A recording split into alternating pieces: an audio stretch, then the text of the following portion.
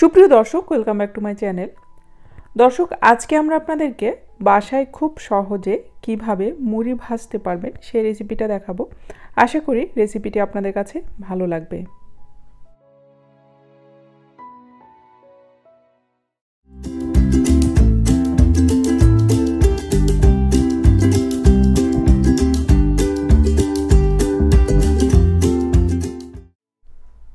মুড়ি ভাজার জন্য আমি এখানে 1 কাপ হাফ সেদ্ধ চাল নিয়েছি।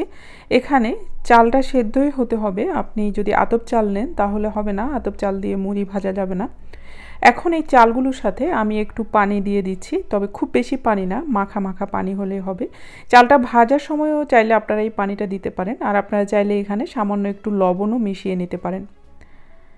এখন এই চালগুলোকে আমি একটু ভেজে নেব, তবে ভাজতে হবে এমনভাবে যাতে চালগুলো ফুটে না ওঠে, আবার এই যে পানিটা আমি দিলাম এই পানিটাও একদম শুকিয়ে যায়। আপনারা যখন ভাজতে ভাজতে দেখবেন যে এই চালগুলো মুখে যদি আপনি নিয়ে দেখেন তাহলে চাপ দিলে এটা কুড়মুড়ে হয়ে ভেঙে যাচ্ছে, তার মানে চালটা ভাজা হয়েছে। আর যদি দেখেন যে না, এটা চ্যাপ্টা হয়ে যাচ্ছে, ভাঙছে না, তাহলে চালগুলোকে আরও কিছুক্ষণ ভাজতে হবে।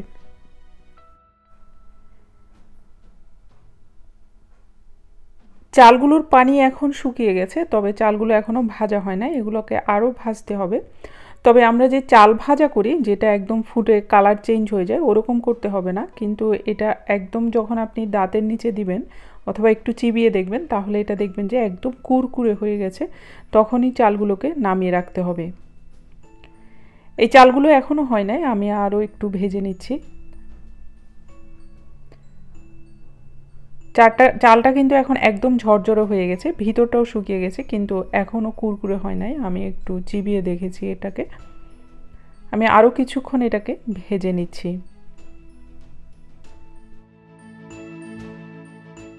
চালটা এখন প্রায় ভাজা হয়ে এসছে, আর কয়েকটা কালারও চেঞ্জ হয়ে গেছে। আপনারা হয়তো একটু দেখতে পাচ্ছেন যে কিছু চাল লাল হয়ে গেছে। এখন আমি এই চালগুলোকে নামিয়ে রাখবো, আর আমি আপনাদেরকে একটু কাছ থেকে দেখিয়ে দিচ্ছি এটা কীরকম হয়েছে। একদম ঝরঝরা, আর কিছু চাল একটু কালারটা চেঞ্জ হয়ে গেছে, আর কিছু একটু সাদা ফুটতেও শুরু করেছে এরকম।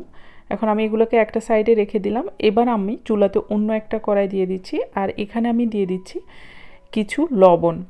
আজকে আমরা মুড়িগুলো লবণ দিয়ে ভাজবো। আপনারা চাইলে এখানে লবণের পরিবর্তে বালিও দিতে পারেন। লবণগুলোকে একদম ভালো করে গরম করে নিতে হবে, যাতে লবণগুলো থেকে ধোঁয়া উঠে, এরকম গরম করে নিতে হবে। তবে আমার এখানে একটু বেশি লবণ হয়ে গেছে, আমি এগুলোকে আরেকটু কমিয়ে নেব। লবণ যদি আপনি কম দেন তাহলেই ভাজতে সুবিধা। আমি একটু একটু করে চাল দিব, তারপর ভেজে নেব। আর আমি যেহেতু এখানে একা হাতে করছি, সেজন্য আমার একটু সমস্যা। আপনারা যদি এখানে দুজন মিলে করেন তাহলে সুবিধা হয়। আপনি যখন লবণগুলো ছাঁকনিতে ঢেলে দিবেন তখনই কিন্তু এটা খুব তাড়াতাড়ি নেড়ে লবণগুলোকে নিচে ফেলে দিতে হয়, তা না হলে মুড়িগুলোর কালারটা চেঞ্জ হয়ে যায়।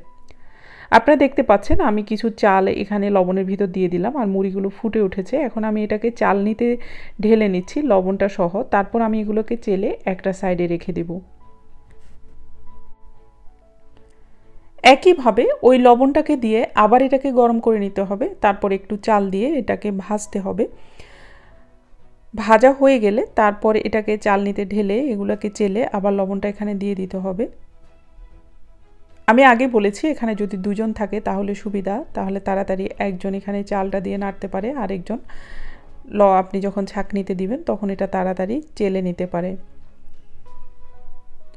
তবে এখানে একসাথে অনেকগুলো চাল দিলে বেশি সমস্যা হয়, তাহলে কিছু মুড়ি আছে একদম ফুটে ওঠে, আর কিছু দেখে চাল চাল রয়ে যায়, তখন সমস্যা। যদি আপনি একটু একটু করে দেন তাহলে সুবিধা, সবগুলো মুড়ি কিন্তু খুব ভালো করে ফুটবে।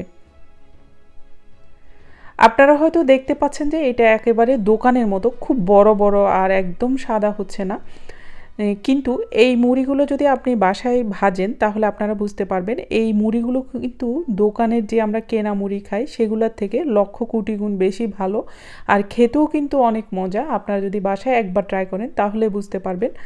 আর এটা আমরা যারা বাংলাদেশে থাকি তারা কিন্তু খুব সহজে মুড়ি কিনতে পারি, অথবা গ্রামে যারা থাকেন অনেকে মুড়ি ভেজে খান। কিন্তু যারা দেশের বাইরে থাকেন তাদের অনেক সমস্যা হয়, মুড়ির এখানে দামও অনেক বেশি, আবার মুড়িতে বিভিন্ন কেমিক্যাল দেয়া থাকে, যেটা আমাদের শরীরের জন্য ভালো না। সেই জন্য আমরা চেষ্টা করি বাসায় যাতে এই মুড়িটা ভাজা যায়। আপনারা যদি লবণটা রেডি রাখেন তাহলে কিন্তু আপনি চাইলে যে কোনো সময় খুব ঝটপট বাসায় এটা অল্প সামান্য কিছু করে হলেও করে নিতে পারবেন। অথবা আপনি যদি ইফতারে বসেন তাহলে ইফতারের আগেও কিন্তু মুড়িটা ভেজে নিতে পারেন, অথবা আপনি চাইলে এখানে অনেকগুলো মুড়ি ভেজেও রেখে দিতে পারেন।